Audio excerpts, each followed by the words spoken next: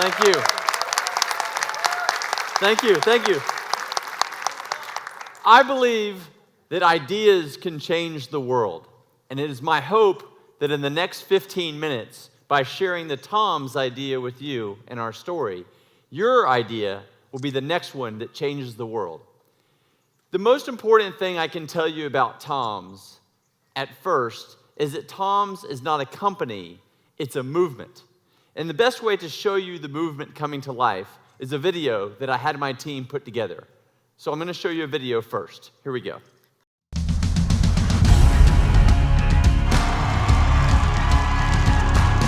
When I started Tom's, it was to help a small group of people in a village in Argentina. Hola! I didn't have big ideas or business plans. It was just a desire to help. I am a Tom's artist. I'm all about Toms. I think the way someone styles their Toms says a lot about who they are. Join us in this new vision. It's one for one.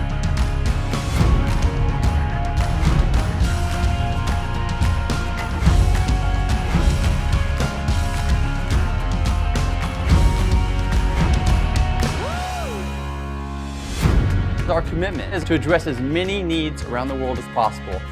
Tom's is not a shoe company. It's not an eyewear company. It's not a coffee company, but it's a one-for-one company. Blake Maikoski, he's the founder of Tom's Shoes, one of the most interesting entrepreneurs I ever met. You don't have to start a charity to help people. You can actually start a business and help far more.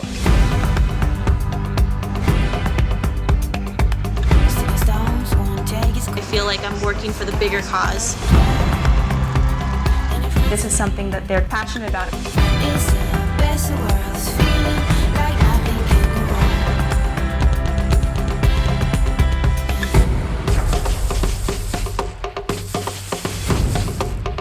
We're going without shoes, so kids don't have to. I'm going without shoes.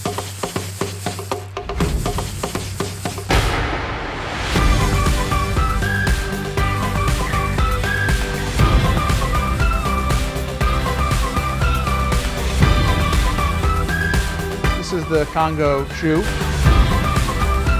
It's been once in a lifetime for me.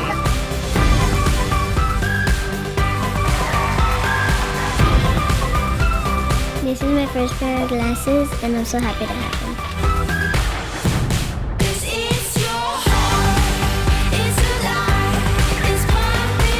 We can sustain this growth and help millions of people all around the world. I believe anything is possible.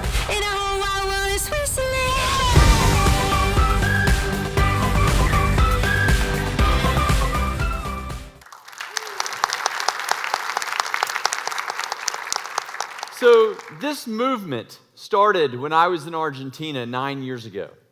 I went on a vacation, and on my vacation, I saw many children in the streets not wearing shoes. I learned that many of these children were not able to go to school because shoes were required as part of the uniform. I wanted to help them. So I went and I volunteered, and I helped give shoes to children with a nonprofit charity in Argentina. But after that day, I wanted to help more. And I was concerned that as a charity, the children were dependent on donations. And what would happen if the shoes that were donated were not the right sizes, or there wasn't donations the month that the children needed the shoes for school? So I wanted to find a way that we could give shoes to the children that needed them in a more sustainable way. Because children's feet grow fast, and if it's their only pair of shoes, they'll wear out of them quickly. And so I wanted to make sure that every 4 or 5 months, as they needed a new pair, there was a way to give them. So instead of starting a charity, which is the typical thing one might do in this situation, I decided to start a business, a for-profit shoe company, where every time we would sell a pair of shoes, we would give a pair to a child in need, one for one. I wanted people to be able to go to the store who could afford to buy a pair of shoes and to buy a pair for themselves, but also know that they were giving to someone at the same time. So I started Tom's with that idea. I had no experience in shoes. I had no experience in charity, but I had an idea, and I thought that this idea could work. So we started very small, one village, 250 kids, and selling the shoes out of my apartment in California. Shortly after we started, some of the local media started to write about us. And before we knew it, we were selling thousands of shoes out of my apartment. That summer, we sold 10,000 pairs. And then we went back to Argentina to give them to many of the children in need. I'll never forget that first experience. I took my parents, who had never left the United States before. I took my brother and sister and some friends and family. And we went down to Argentina and we hand-placed those shoes on the children's feet.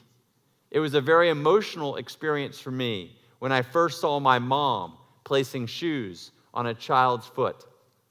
Not because it was my mom, but it was because it showed that this idea was working. That a simple idea I had 6 months earlier was now having a big impact, not only on these children, but also on my mom and the connection she was having with them. We did this for about 2 weeks, and towards the end of our trip, I had a very special experience that truly changed my life. I was leaving a clinic, and we had just given shoes to all the kids. And as I was leaving, I was carrying a box of the extra shoes. And this woman came running around the corner, and she was crying, and she was shouting out to me in Spanish. But I don't speak Spanish, so I couldn't understand what she was saying. And as she was coming around the corner, there were 3 boys that were with her as well. And they were all wearing new Tom's shoes. So I asked my partner in Argentina if he could ask her what was wrong, because it was time for us to go. And I didn't understand why she was crying. So when he asked her in Spanish what was wrong, she stopped crying and she started smiling. But I could see as he was listening to what she was saying that he started to cry. And so before he even told me what she was saying, I knew she was crying not because she was sad, but because she was happy. But what she was saying, I couldn't imagine. She was explaining to me that the 3 boys that were with her were her children, and that for the past year, her children had been sharing a single pair of shoes. And what that meant was that her oldest son would go to school on Monday wearing the one pair of shoes that his family had. And then when he would come home, he would give his shoes to his brother, and then his brother would go to school the next day. But the boys could only go to school every 3rd day because it was a requirement of the uniform. And so these children that desperately wanted to go to school and recognized that education was the only way for themselves to create a better life were being denied that education just because they didn't have a pair of shoes. But this woman, this mom, was so happy because now her kids were going to go to school every single day. And when she told me this story, I knew that I wanted to commit my life to making Tom's as big as it could be, to help as many kids as possible. And so when I went home after that trip, I sold the other business that I was working on and put everything I had into making Tom's as big as it can be. That was 9 years ago. Today, we have given over 38 million children shoes. And on top of that, we've taken our one-for-one model and expanded into eyewear. We've recognized that millions of people around the world can't see properly, and they need prescription glasses or surgery. And we can pay for those surgeries and those glasses through the sale of our own sunglasses. And so we've taken our one-for-one model from shoes to now to helping people with eyewear as well. So what have I learned in the past 9 years? The most important lesson I've learned, the idea that I think that can change the world, is that giving feels good. This idea when you do something nice for someone, when you help someone, it feels really good. But it's also really good for business. And there's nothing wrong with that. And if more businesses incorporate a purpose, a mission, giving into their business, not only will it help grow their business, but it will help many people around the world. 3 ways that I have seen this come to life. The first is that when you incorporate a mission, a purpose into your business, your customers become your marketers. Your customers are so connected to what you do that they want to share your story for you. So you don't have to spend so much money on advertising because the customers are telling the story. I'll never forget the first time I had this experience. I was in the airport 5 months after we started Tom's. I was at the check-in counter and I was doing the kiosk in New York City. And I looked over next to me and there was a woman wearing a red pair of Tom's. At this point, I had never seen a stranger wearing our shoes. So I was excited. So I asked her, I said, "Excuse me, ma'am, what are these red shoes you're wearing? I really like them," pretending to not know what they were. And she looked at me and she said, "They're Tom's shoes." Now I was doing my own check-in, not wanting to give it too much attention to give away who I was. But she wanted more of my attention, so she grabbed my shoulder and she said, "No, you don't understand." She goes, "This is the most amazing company in the world. When I bought this pair of shoes, they gave a pair to a child in Argentina.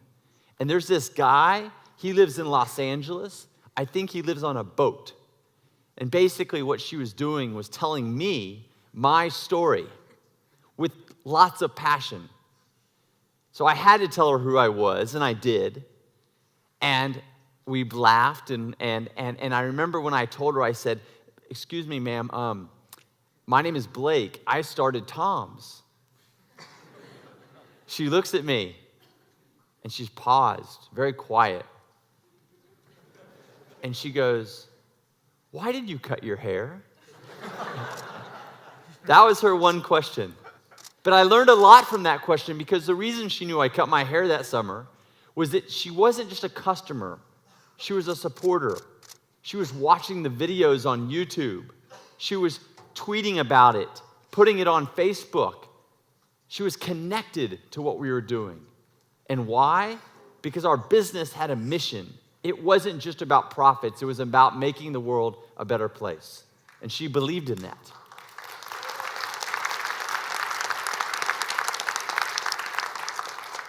The second thing I recognized pretty early on was that when you incorporate a mission and a purpose in your business, you have the most amazing ability to attract incredible employees. The talent that has come to work at Tom's is unbelievable. Everyone knows that a company's success is dependent on how good the people are. And businesses spend a lot of money attracting great people, but it's also hard to keep them there and keep them motivated and excited. But when your business has a mission and a purpose, it's much easier to do. Because then people are not just working for a paycheck, but they're working for a purpose. And the third and final way that I've seen that giving and mission doesn't just feel good, but it's good for business, is the partners. When you're a person that is known for wanting to make the world a better place, for giving, for having a purpose in your personal life or in your business, what happens is people want to see you be successful. They cheer you on. They help you. Just as we've had so many amazing partners and people here in Korea helping Tom's grow to be an amazing brand and help so many people, it's because people believe in what we're doing. And so if more businesses incorporate that purpose and that mission from an early stage or to a big company, then people will cheer them on. They will help them be successful. So in conclusion, what I have learned is that giving feels great. The first time I put shoes on a kid's foot in Argentina, it was amazing. And every time I've done it over the last 9 years, it's been amazing. But it doesn't just feel good. It's good for business and good for your personal life. So my question to you is, how will you incorporate more giving, more mission, more purpose into your life? Thank you very much.